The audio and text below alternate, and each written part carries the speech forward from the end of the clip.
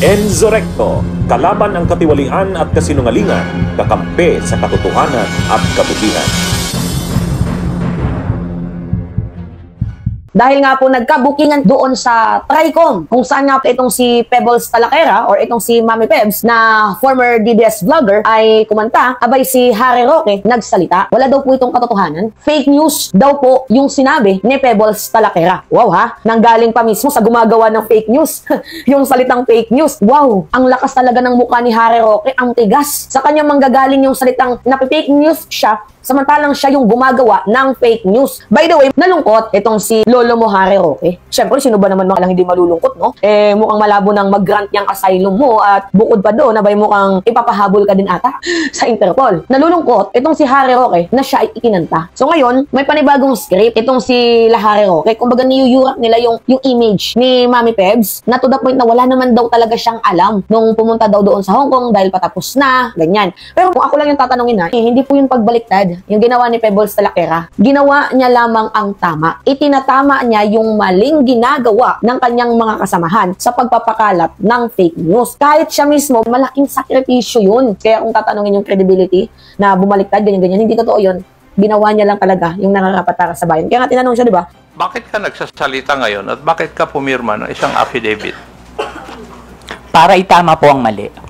Kasi nung time na nag-dinner kami sa Hong Kong, sinabi niya na meron siyang picture, yung screenshot ng video, na hawak niya na. And then, nag-usap-usap doon kung saan ilalabas, kung sino maglalabas, kailangan international vlogger daw yung maglalabas, ganyan. Dumating po kasi ako doon sa dinner, late ako ng 1 hour. Ngayon, pagdating ko doon, ang pinag-uusapan na nila ay tungkol na sa Pulburon video. Ang pinag-uusapan po doon is kung kailan ilalabas, paano ilalabas, at sino ang maglalabas. Pero, sorry ha, that video is ginawa. Wala pong gumigipit sa akin. Wala pong gumigipit sa akin. Okay po yung buhay ko. Walang gumigipit sa akin. Kasi kung may gumigipit sa akin, hindi ako lalabas ng bahay, hindi ako makipag-banding sa mga kamag-anak ko, hindi ako mag-mall. Kasi po, ngayon, kung gusto mong lumaban, umuwi ka dito sa Pilipinas. And naisip ko na rin po, para matigil na yung lagi ko nababasa yung bangag, adik, di ba bangag ka, bangag yung presidente nyo. Sabi ko, it's time na basagin ko na yung issue tungkol dyan. So, naisip ko na meron naman Tricom na pwedeng tumulong sa akin kung paano ko siya ilalabas or sasabihin yung katotohanan. Kaya hindi po scripted yung Tricom. Ako po yung kumontak sa kanila kung paano ako lalabas para magsalita. Kasi po, ganito po yan. Linabas nila yung video 2 days before the SONA. So, planado. Nung nakita ko yung video, alam kong fake agad. Maraming mga Pilipino ang hindi naniniwala ngayon sa administrasyon dahil sa peking video yung linabas nila. Gusto ko pong malaman ng buong sambayanan na hindi po totoo yung video na yon, na maniwala po tayo sa administrasyon ngayon. Huwag po tayong maniwala sa mga fake news. Huwag po nating gawing dahilan yung mga napapanood nating fake news para hindi natin suportahan ng gobyerno. Unang-una, para pabagsakin si BBM, ang presidente. Para siraan po ang presidente, yun na po yung main goal nila. Kasi bakit kayo magpapalabas ng isang peking video kung wala kayong goal? Lumalaban siya, pero nagtatago siya. Umuwi ka na. Kung talagang totoo ka, kung talagang wala kang kasalanan, dito tayo magharap. Bakit ka ba nagtatago? Yung Pulburon video na yan, sinabi ho yan ni Harry Roque. Isa yan sa mga ebidensyang isinumiti niya nung siya ay nag-apply for asylum. Ang sabi niya, isinumiti daw niya itong dokumento na to sa Netherlands para patunay na siya ay pinopersecute ng Marcos administration. Bakit? Kasi daw, siya daw yung nag-expose na nagda-drugs ang presidente. Yan po yung kahalagaan ng video na yan. So, it is not an idiotic move. It is practically to communicate to everyone. Ito po, sa hearing na to, hindi ko ito idiotic move. Ito po ay para sabihin sa sambayan ng Pilipino at sa kung sino pang makakapanood abroad na yung ano na yan ay peke.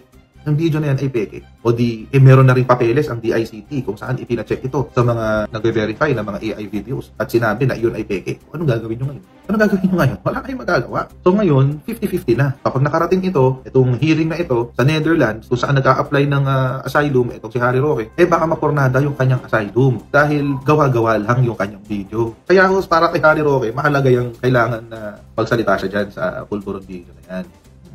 Nauubaran, na-i-expose sa kanilang copy-fake news. Ang mga tampok ngayon ng fake na na-expose, si Harry Roque. Si Harry Roque ang pasimuno noong Pulburon video. Isa sa mga vloggers na umattend ngayon, yung Pebbles Kunanan, alam niya ang kalakaran ng mga DDS vloggers at alam niya ang kwento sa likod ng Pulburon video. So, sabi ni Pebbles Kunanan, sinumpa ang salaysay yun ha, sworn affidavit yun. Ibig sabihin, kaya niyang panindigan kahit sa korte. O, paano na yan, Roque?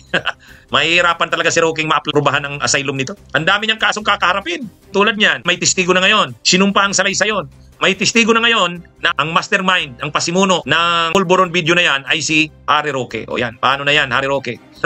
Kaya lang, anong nakikita natin dito? Ganyan ang mga DDS. Kahit abogadong DDS, nagpi-fake news, nagdi-disinformation. Ang malala itong si Roque. Hindi natin alam. Baka kasuhan na naman dito si Roque. Anong pwedeng ikaso? Hahanapan yan ng DOJ kung anong pwedeng ikaso. Ang ginawan pa naman ng ganun ni Roque, presidente ng Pilipinas. Yan kasi ang problema kay Harry Roque, pumapartner kay Maharlika. Pareho na sila. Si Roque at si Maharlika, pareho na tagakalat ng mga fake news at disinformation. Ang nakakahiya dito sa mga abogadong DDS, dahil sa katatanggol nila sa kanilang idolo at sa kanilang amo, umaabot na sa punto, nagkakalat na sila ng mga fake news at disinformation. Nakakahiya na nga. Dahil sa pagdinig na ito ng TRICOM, medyo nabawas-bawasan rin talaga ang fake news at disinformation.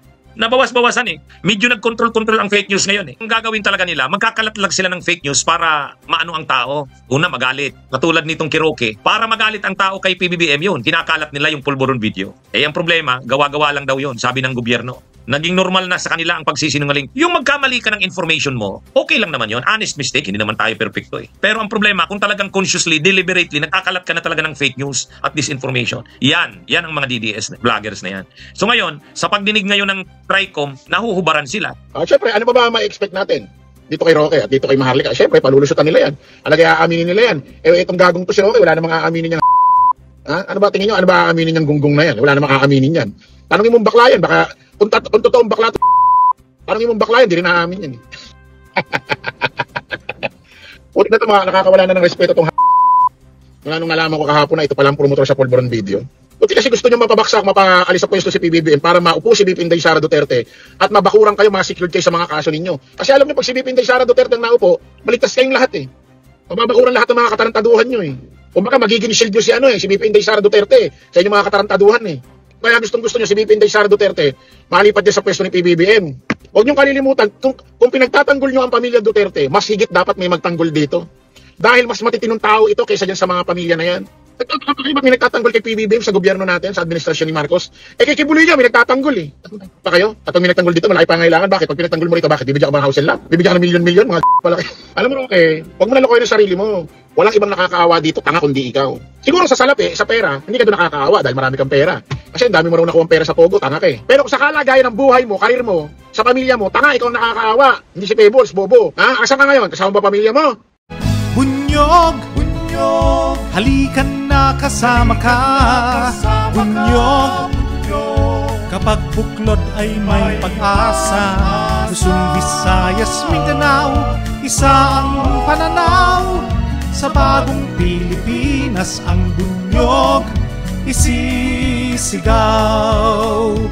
Bunyog, bunyog.